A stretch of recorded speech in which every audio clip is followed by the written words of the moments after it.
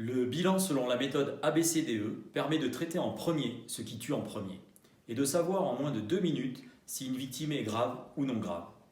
Il suffit pour l'appliquer de suivre le parcours de la molécule d'oxygène. Avant toute chose, il est indispensable de veiller à la sécurité du personnel. Ensuite, il sera procédé à la recherche d'une hémorragie évidente. Bonjour monsieur, que Bonjour. s'est-il passé? Je me suis pas senti bien.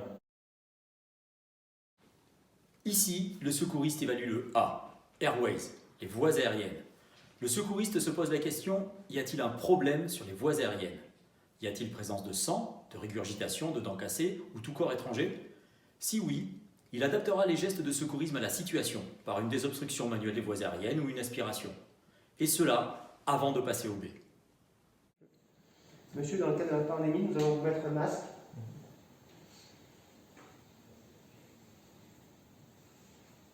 Je vais vous examiner maintenant. Avez-vous des difficultés à respirer? Non, ça va. Peux-tu me mettre le saturomètre? Gonflez les poumons. Gonflez les poumons. Respiration non gênée, ni trop lente, ni trop rapide. Saturation air ambiant 98. Le secouriste s'intéresse ici au B, pour breathing, la respiration. Il se pose la question, y a-t-il un problème respiratoire? Pour ce faire, il cherche les signes suivants. La victime est-elle trop essoufflée pour me parler? La respiration est rapide, ou au contraire très lente, ou bruyante? Le thorax est asymétrique à l'inspiration? La saturation en oxygène inférieure à 94%? Y a-t-il une plaie soufflante ou une palpation du thorax douloureuse? Si c'est le cas, il adaptera les gestes à la situation par une position demi-assise, une mise sous oxygène ou un pansement 3 côtés. Le pouls radial est bien perçu, symétrique et bien frappé. Il n'y a pas de problème en B où le problème est résolu. Le secouriste passe au C pour circulation. Le secouriste se pose ici la question, y a-t-il un problème circulatoire? Pour ce faire, il cherchera un pouls radial afin de le qualifier. Est-il filant, très rapide ou au contraire lent, asymétrique, ce qui veut dire qu'on prend le pouls radial des deux côtés? Ce pouls radial est-il régulier ou irrégulier? S'il n'est pas perçu, il faudra prendre un pouls carotidien et rechercher exactement les mêmes signes. Le secouriste adapte encore une fois ses gestes à la situation rencontrée, notamment en allongeant la victime. Monsieur, serrez-moi les mains. Bougez les pieds. Nous arrivons au D pour disability, l'état neurologique de la victime. Le secouriste se pose ici la question, y a-t-il un problème neurologique?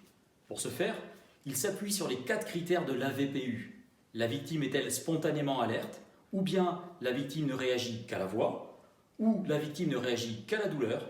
Ou la victime ne réagit pas du tout? Il recherche également un déficit sensitif ou moteur grâce à la méthode FAST, ou tout autre trouble neurologique tel que convulsion ou agitation. Ici encore, le secouriste adaptera ses gestes aux problèmes rencontrés avant même de passer à l'étape suivante. Monsieur, est-ce que vous avez mal quelque part? Non, ça va. Je vais vous palper pour voir.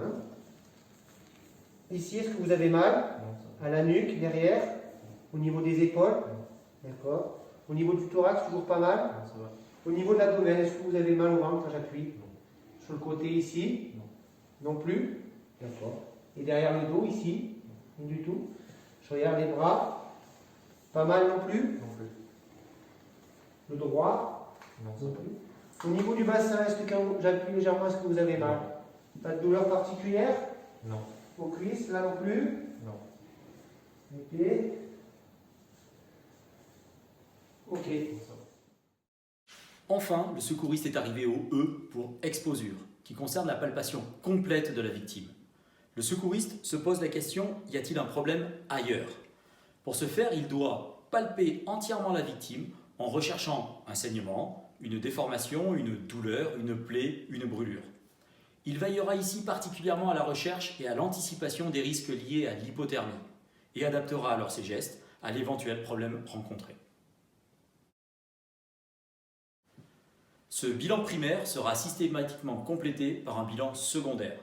Celui-ci consistera en un recueil de données chiffrées, telles que fréquence respiratoire sur 1 minute, fréquence cardiaque sur 1 minute, la tension artérielle, un dextro, en suivant la même méthodologie ABCDE, à laquelle on ajoutera la recherche du MHTA. Il permettra aux secouristes de déceler d'éventuelles détresses moins évidentes, et l'intégralité de ces informations sera retranscrite sur la fiche bilan.